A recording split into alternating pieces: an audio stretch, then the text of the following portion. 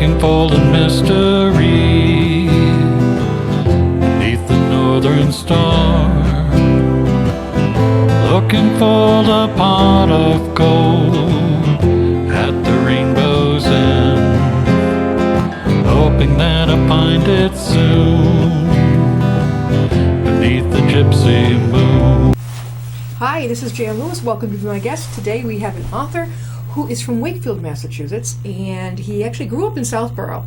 And I found him, we were talking about this in the newspapers, about he had a presentation in Southborough Library. And I thought his book looked fantastic. It's called The Imagineering Pyramid. Welcome, Lou Prosperi. Hi, thanks for having me. And I thought for a second he had driven in from Southborough, which is super close, but Wakefield, how long did it take you to get here? About an hour. Down 495? 128 to the Mass Pike, 495. What is this about the tolls on the Mass Pike? Is it something about they're going to be getting, what is this? I think they're going all electronic, no more tickets, and no more cash. So it's a Really? transponder or nothing, I think. Oh, sort of like a swipe card. Yeah, it's a little transponder you stick on your window, and it electronically reads you as you go through the toll booth. So you get a bill? Yeah, you set up an account and you put money in your account and it deducts it automatically, and when you reach a certain threshold, it refreshes. Well, gone are the days when I used to travel with my parents to the Cape and Right. everything, and ding, and goes the quarter, ding. Right. Those days are gone. Lou, his book called The Imaginary Pyramid. Paul, if you can focus in on the cover of this. Using Disney theme park design principles to develop and promote your creative ideas, which is right up my alley. I love this. This is directed a lot, isn't it, to entrepreneurs? Well, I think anyone who has to do creative work of any kind, and I think that's everybody. Yeah. One of the points that I try to make early on is that there's a creative aspect to everything we do. Everybody's job. There's creativity everywhere. Creativity is not just for graphic designers or illustrators or musicians. There's creativity everywhere. But one of the challenges is that there's lots of books about how to have more creative ideas and how to and Finding your true passion, or quote be more creative. But what there's not as many of, in my experience at least, I haven't researched every possible book that's out there, is a model or an example of who is being creative and doing creative work and what are the things they do in that creative work. And in my opinion, one of the best examples of creativity that you can find is Disneyland or Disney World. Yeah. And so the book attempts to look at, identifies 15 principles that are used in the design of Disney parks, and that's the Imagineering is what the practice is called, and examines how they're used in the parks and what the principle is, and then how you can apply those principles in other creative fields. Now, you say you went to Disney not as a kid, but as an adult. Did it hit you then, did you have to write down these ideas as you came? Well, the ideas for the book came a little later, but I went the first time on my honeymoon, and it was actually a rainy day, and we went to Epcot the first day, and we sort of walked on every ride just because no one was there. It was May, it wasn't very crowded at all, and every attraction sort of opened my mind more. Like I've never seen this type of stuff before with the audio animatronics and the music and the whole, very well orchestrated and imagineered experience. And it just sort of really struck me very powerfully. And then a couple years later, I went back to celebrate my parents' 40th anniversary. Our whole family took them down, and we went for a visit there. And then usually what will happen is I'll get interested in something and I start buying books about it. Oh, me too. And so... I got a book about Imagineering. It was one of the first that was published, and sort of, even back then, that was in 1996, I started thinking that this is a great model or example of creativity. And at the time, I was working as a game designer. And For the video games? Actually, for role-playing games, like more pencil and paper role-playing games, like Dungeons and Dragons. Oh, wow. And so I was thinking, this is a great example of creativity. Yeah. Well, and then my son was born, and we moved back, and I went back to school, and my daughter was born, so it sort of took a back seat. You went back to school. What did you study? I had originally gone to school for music composition, and while I did pretty well in most classes, there were a couple that really, really challenged me, and I wasn't able to finish my degree. So I left school, went to work, and did some other things, and that's when I had gotten into the game design field as a writer and game designer. And then when I was in Chicago, we had moved out to Chicago for a job that I had. There's a college out there called Roosevelt University that offers programs for adults with lots of credits to finish a degree. So I did that. I got a Bachelor of General Studies with a concentration in English and writing. Man of many talents. And what's interesting is, first time in college, if you had said later on I would focus on English and writing, I would have said you were crazy. Yeah. But this was, now, it took you about 18 months, you said, to write this? From the time I signed the contract to the time the book was published was about 18 months. So you had to sign a contract before you wrote a book? Yeah, and that's most of the, with publishers, that's Okay, generally I the know case. we were talking about a lot of self-published authors. They don't have to sign anything. They just write it, and then they find, either they Right. self-publish it, or they... This, we're going to describe what he has in here, the Imagineering Pyramid. This is great if you are looking how to do your creative ideas, if you're an entrepreneur who's just kind of stuck a little bit, or just wants to go forward. This is a cool book, because I was looking at it online. All right, at the top, what is plussing? Plussing is all about constantly asking, how can I do this better? And this is a principle that goes way back in the Disney company to Walt Disney. And he coined the term for always trying to improve things. And so some examples from the Disney company overall, Disney, got famous with synchronized sound in Steamboat Willie. But he did a number of other things to sort of plus the art of animation. He introduced color. He introduced the use of the multiplane camera, where they actually photographed multiple cells on top of each other to add depth. Stereophonic sound when he did Fantasia. So Walt Disney and the Disney company has always been about constant improvement. Adding more and more. Always looking for ways to do When did more. Steamboat Willie come out? Steamboat Willie was, I believe, 1923. Oh, way before. 23 was when he formed the Disney Brothers studio. Sorry, I believe it was 1937 or Long before 1938. we were around. Yes, Okay. wrong. No yes. wonder I didn't And I really- probably should know that off the top of my head, but That's there's okay. a lot of details about So the Disney plussing company. is to try and look at something and think, how can I make it better? Right. Maybe it's Right. something that somebody else is doing, but you're like, how can I Right. make this even better than what Right. they're doing? Right, and then- it's at the top of the pyramid because all the other principles are ways that you can plus what you do. So the pyramid is sort of structured in a specific way. They're not randomly. I didn't just assign them randomly. I sort of assign them. They form tiers and they sort of build on each other too. And on the cover, it's really cute. It's got like the Princess Castle like on the background, and then it has like notes tacked up in front of it. Next one, it's a small world effect. So if you've been to Walt Disney World or Disneyland or any park that has It's a Small World, just hearing the name of that probably puts that song in your head. It's a small world. Exactly, and so that's about how to use repetition and reinforcement to sort of make your ideas memorable. You ride that ride, or if you visit the Enchanted Tiki Room, the Tiki Room song is very memorable. If you go to the Carousel of Progress, there's a Great Big Beautiful Tomorrow. The Disney Imagineers use repetition very deliberately to help make the experience memorable. In fact, there's a story that I talk about in the book about one of the Imagineers was talking to Walt about how much attention he was giving to the music of an attraction, and his response was, well, they don't come out humming the architecture. Right? So it's about reinforcement and repetition. And, that reinforcement can be in different ways. So, for instance, on the title of the book, on the cover, we use, on the word Imagineering, we use a Walt Disney script font. Yeah, and the circles. That's sort of one way to reinforce that it's a Disney-themed thing, as opposed to just a regular, straight font. I love it. All right, hidden Mickeys. So hidden Mickeys are partial or complete pictures of Mickey Mouse, particularly the three circles, that the Imagineers put into the parks and hide them as sort of they don't publicize it, sort of an inside joke that you can find. All right. Sort of like those things for kids where find the hidden picture? Sort of. But so for instance, in one attraction there's a hidden Mickey which is formed by when you have paint cans and the paint gets on the bottom and it leaves a ring? Yeah. there's 3 of those arranged. Like you can see the top of the table, and you see 3 rings arranged in the head of the shape of Mickey Mouse. Right. Another example is in the line or the queue for Expedition Everest. There's a display case that shows a number of different items, and there's 3 round circular light switches that are arranged like a hidden Mickey.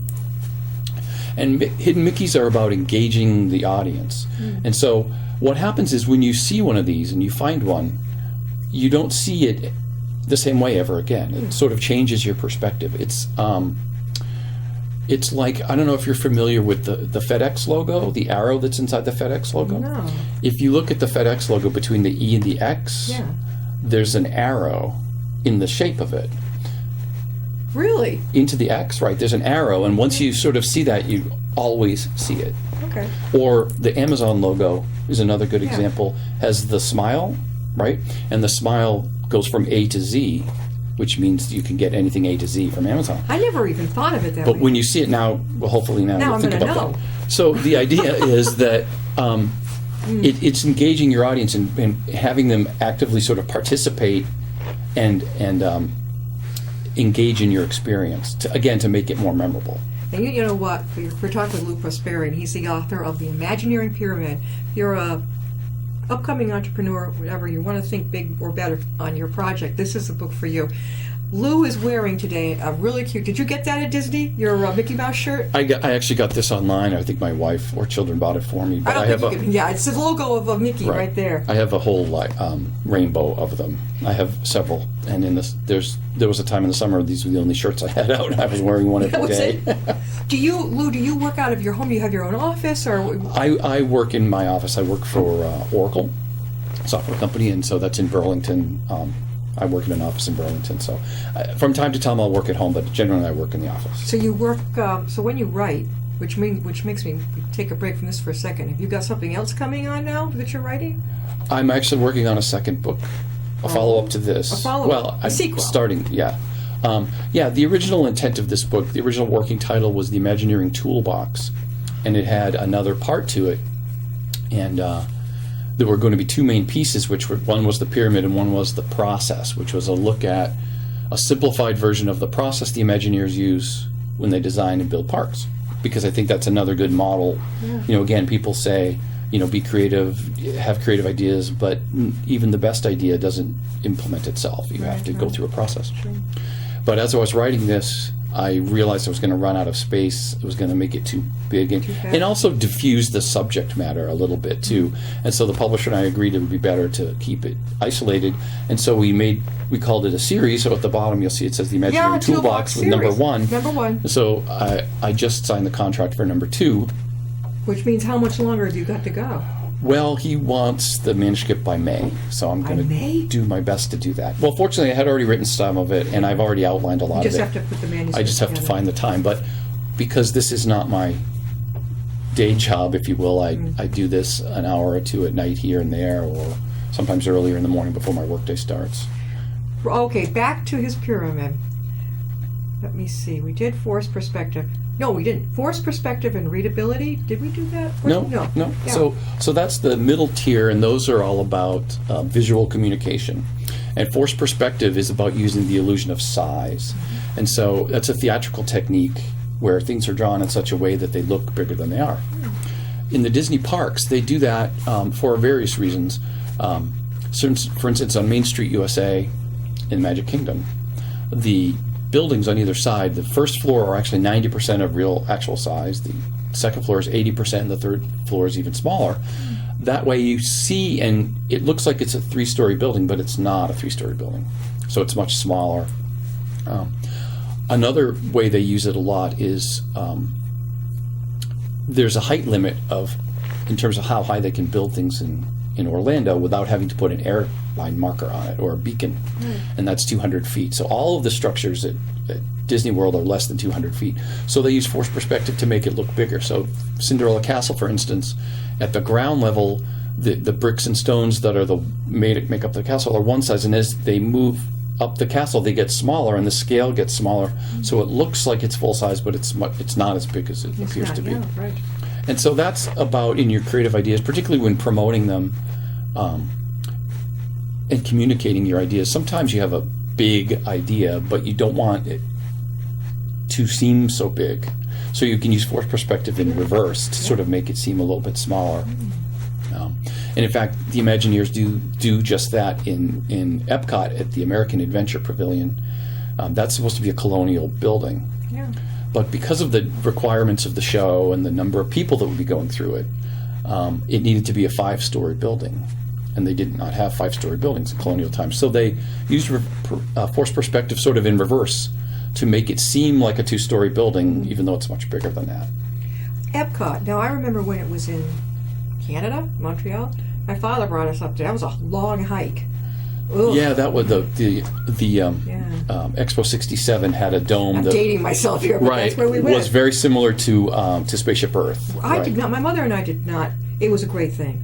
With that said, my mother and I were not great travelers, and we hated. I mean, you'd wait for hours in line to get into an exhibit. My father could handle this beautifully. He's a world traveler. We ended up. He took us back to the nice motel so we could enjoy ourselves. He went back to Epcot. Lou, how can people get a copy of your Imagineering Pyramid?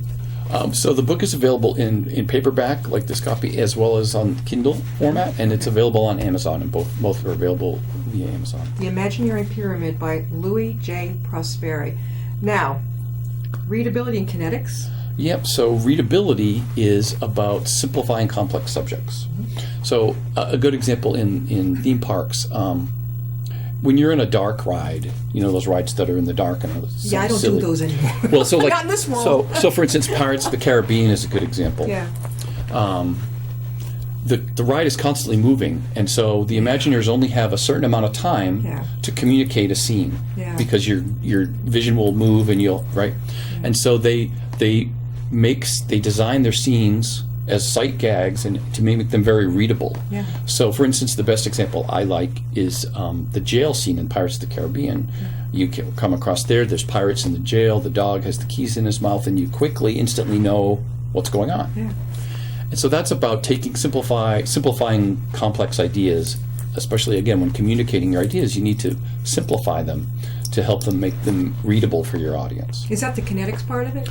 Kinetics is about movement and motion. Yeah. So if you've been to a Disney theme park, you know there's not a lot of places that are quiet or still. Yeah. There's movement going on everywhere, and that helps make the environment active. And so that's, you know, keeping the experience that your audience has, and whatever your audience is, you know, active and dynamic. So they have the luxury of being able to have things move. In some cases, you just have to use different techniques. So, for instance, in writing, one of the things I tried to do in the book, and I've tried in the book, each chapter about the principles has an example of what I call the pyramid in practice, about how I tried to apply it when I was writing the book. Sure. It's just mixing up the way you arrange your text and lay out your text. You know, if you just have big walls of words, page after page after page, now that is, you know, the way it has to be for a novel. But when you're writing nonfiction or instructional materials, you can use bulleted lists or points or sidebars or different things. What's it called? PowerPoint, or just ways to keep it a little bit more active and dynamic. And so if you've got a brand, you're starting a brand out. These are great ideas, right? Yeah, a lot of them definitely tie into that. In fact, one of the principles we'll get to a little bit later is very much about branding. Okay, now don't laugh out there. Weenies? These aren't hot dogs, right? Well, here's the interesting thing. It actually, the name does originate with hot dogs. Okay. But it's a term that Walt Disney used for a visual magnet that draws your attention. So when you walk into Magic Kingdom and you come out of the tunnels under the train station, you walk around the central plaza there, and you look down the street and you see Cinderella Castle, it catches your attention and it grabs your interest and it asks you, hey, you should come down here, you should check this out. The parks are very deliberately designed with visual magnets or weenies to draw people around, to capture their interest. At Disney's Hollywood Studio, there's a great example of that. Down what's called Sunset Boulevard at the end is the Twilight Zone Tower of Terror. It's this big looming hotel that even Spaceship Earth is another good example at Epcot. And so the name, Walt called them weenies, but one of the reasons was he actually trained his dog by carrying hot dogs with him and having the dog follow him. But it was a term that he coined. Wherever possible, I use the terms that either Walt or the Imagineers used for these principles. I didn't make them up. In We're some talking about cases, Walt Disney, okay? Right, Walt Disney, yes. And in some cases, I had to make up a name myself. Sure. But from wherever I could, I used the terminology that they were familiar with. Transitions and storyboards. So transitions is about making the changes in the experience your audience is having smooth as possible, so as to not be a jarring experience. One of the things the Imagineers do in the parks is they use different what they call visual three-dimensional crust dissolves, so that as you walk, say, from Main Street in the hub into Adventureland, it's not an abrupt, you walk across a line and it changes instantly. The music changes in the background, the textures change, and so before you know it, you're in a different place, right? And they use those within attractions as well to just make the experience a little bit smoother and less abrupt. Storyboards are a tool that Walt Disney popularized in animation. He was one of the tools he used a lot to outline his story. So they would draw scenes and put them up on a board, and then they could rearrange them. Well, when the Imagineers, when Walt wanted to build Disneyland, pardon me, he originally went to a friend of his, an architect, Walton Beckett, and said, "Hey, I have this idea. I want to do this park." And Walton Beckett said, "Well, you're going to need real engineers and real architects, but you really need to use your people because they understand this story thing, and the rest of us don't." Yeah. Well, so a lot of the early Imagineers were art directors and animators and other people from his film studio. Yeah. They took the tools and principles that they used in two-dimensional storytelling and applied it to three-dimensional, and one of them is storyboards. Oh.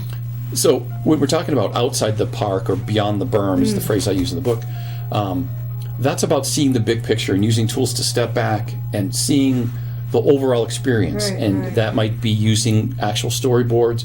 It might be using mind mapping tools, which are just visual tools to step back and actually see the larger picture of what's going on. Boy, you've got this nailed. Pre-shows and post-shows.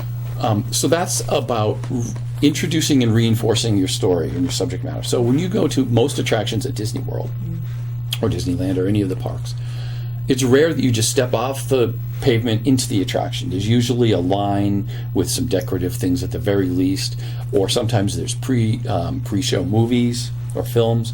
So that's about how do they introduce you to what you're going to experience. And then after, how do they reinforce what you're going to experience? So at the end of Spaceship Earth, for example, there's a series, a bunch of video games that you can play that reinforce the themes you talked about. Sure. And so, that ties into a popular expression in public speaking, right? Tell them what you're going to tell them, tell them, and tell them what you told them. So it's just about, again, introducing and reinforcing your story or subject I love that. matter. I think a lot of people, when they give presentations, forget. Maybe I've done that once or twice. Well, sometimes I'm going to just jump right in and say this, da-da-da-da. But give them a schedule type of thing. This is what Right. we're going to be talking. I'm going to be talking about. Then you do all the things in between, and then reinforce. And this is what we talked about today. Right. Let's have a question and answer period. Mhm. Okay, doke. It all begins with a story. So the bottom of the pyramid is what I call the foundations of Imagineering, and these five principles are really the core and the roots of everything. And story is very fundamental to what Disney does. There is a story that informs every attraction. So Peter Pan, as a simple example, is based on the Peter Pan ride, Yeah, right? right. Space Mountain is about a space station, and you can board this rocket ship to travel See, around I can't space. ride any of these. You can ride them, right? Oh yeah, I can't. yeah. I get. Right, Ugh. right. Or a great one at Animal Kingdom is Expedition Everest. Is there any ride that just goes kind of straight ahead? Well, some of them go The slow. crocodile thing through. Does that kind of rest? Right, the Jungle Cruise is Okay, I nice can and take the easy. Jungle Cruise. The Wedway People Mover. Okay. It just goes around Tomorrowland. All right. Um, But I can't do any of this. Right. So, so Expedition Everest at Animal Kingdom is another good story. It's about taking you're being escorted by a tour company to the base of the Forbidden Mountain, and you have to cross Everest to do it. Or you're going to Everest and you have to cross the Forbidden Mountain to do it. Sorry, and along the way you encounter the Yeti, and your train goes backwards in the dark, and it's all sorts of. But story is really key, and it's a fundamental aspect, and it informs everything else. And the principle there is to make sure you focus on your story and subject matter and use that to inform all the decisions that you do. So when you're thinking about hidden Mickeys, or when you're thinking about your pre-show or post-show, or you're thinking about weenies, they should all tie into your story somehow. We want to remind you again that we're talking with Lou Prosperi, and he's the author of this wonderful book, The Imagineering Pyramid. And if you are, an entrepreneur or whatever, this is kind of a neat approach, like a Disney type of approach of thinking about how to get ahead with your brand or whatever it is that you're doing. Do you ever get tired? I mean, you're working all day, and then you come home and you write too. A lot of authors that's all they're doing is writing. Yeah, well, that's why it took 18 months. But that's not too bad. No, it wasn't. And fortunately, I write pretty fast. My process is to think through a lot in my head. I just sort of think about it all, and then I finally sit down and write. And I'm not saying it comes out well, but or I'll throw down sentences and then let them sit for a while and then mix them up again. Well, what Lou's book is going to be downstairs in the Upton Library, The Imagineering Pyramid. Just ask Matt if it's not up on the dedicated authors wall for Be My Guest authors. Ask for it. It's downstairs. And what was I going to say? Again, how can they buy your book, Lou? So it's available on Amazon in both paperback and Kindle formats. That sounds good. Now we're going to go for the last Okay, we'll three. try to go fast. Attention to detail. We've got about 4 minutes left. Attention to detail, theming, and long, medium, and close shots. Okay, so attention to detail. The Disney company is very famous for their attention to detail, and so that's just about it sounds obvious, but it's make sure you pay attention to detail when you do your work. Examples of attention to detail at Disney World are, for instance, in the Hall of Presidents, all the clothing that's worn by the president animatronics is authentic to the period, and even the Franklin Delano Roosevelt figure has actual braces on his legs. That's right. I mean, I haven't been there, but that's what I would think. Right. So, and related to that is theming, which is the next one, and that's sort of theming is like combining the story idea and attention to detail. Theming is using the right details to communicate your story and your creative intent, and your creative intent is your objective. And that has to do with the colors on the wall, the textures, whatever it is, and the props that you see. And that's the one that ties very closely to branding. Yeah. So one of my favorite examples of that is the apparel company Life is Good. I don't know if you're familiar with those. They had a series of T-shirts featuring a character named Jake, but the lettering they used and the illustration style is very distinctive, and it very much communicated their ideas. It does, yeah. And so that's theming sort is of like about branding. I'm getting sick of hearing this word branding. That's going to go out. Right. I kind of like this is cool what you came up with theming. Right, and I like it. It's use again, it's attention to detail, but specifically to support your brand. One of the companies I used to work for, their colors were blue, and they had a color called Lodestar Blue that was a very specific shade that we had to use in all of our materials. Right. Okay, long, medium, close shots. So that is about moving from the general to the specific. So when you walk down Main Street and you see Cinderella Castle, you see a castle. As you move closer, you see more detail. You start to see the turrets, and you might see the flags, and so it's a fairy tale castle, a princess castle. And as you get closer, if you get up close and you go into the breezeway between, along one wall there's a series of mosaics that show the picture of Cinderella. Right. And the pillars between the mosaics, at the tops of them are sculptures of the mice that help her get ready. So, Jack and Gus that help her get ready. Oh yeah. So you're good at this. So you see a castle, and as you get closer, you see a fairy tale castle, and as you closer, you see Cinderella. Yeah. So it's about helping your audience move from the general to the specific. Yep. As a way to communicate your ideas. You mentioned earlier about pre-shows and post-shows. Yeah. You don't want to just jump into a presentation, blah, blah, blah, blah, blah, blah. You want to introduce it, and so that's what that's about. Are you coming up anywhere? For presentations in the area? I am going to be participating in a authors workshop or festival, local author festival at the Wakefield Public Library in December. I think it's December 10th. December 10th? I think it's from 1 to 4. How about around here? This area of the woods. Well, I did that. Southborough, I yeah. did the talk in Southborough. Not sure. I don't have anything else planned Okay. right now. All right. Do you get? I was going to say, do you have a publicist who actually gets you out there? No, I kept trying to do that myself. I do have a website. Yep. It's called imagineeringtoolbox.wordpress.com, and I have a blog about that, and I've been exploring some of the principles. Particularly, I've been taking pairings of the principles and exploring specifically how they work together. So I've been trying to do some other things. I've been on at least one podcast, and I think I may be on a Disney podcast in December. Yeah, that's great. Well, you're going to have your DVD copy of this interview, and you're going to take that anywhere you want to. Plus, she's going to be in our system, of course, YouTube, online, and locally. So you're going to get a good and then you can get his book downstairs too, besides buying it. So, Lou Prosperi, The Imagineering Pyramid, and this is a Disney concept of getting your idea off the ground. Thank you, Lou. Thank you very much. This is unusual. I've never seen this approach before. Oh, I like it. And I good like to know. that word theming better than branding. I'm getting so sick of that. We'll see you next time and be my guest.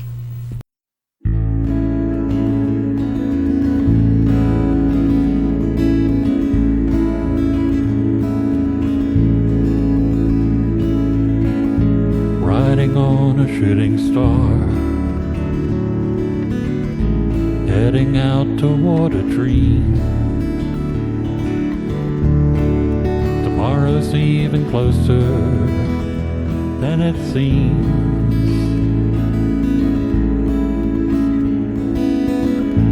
Moving through the cloudless sky, heading out toward the moon. I am dancing to the lunar tune.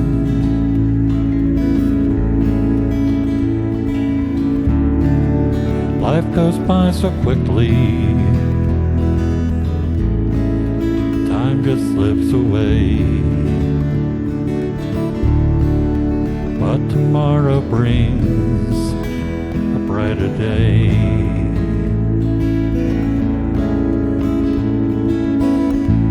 Soaring out among the clouds.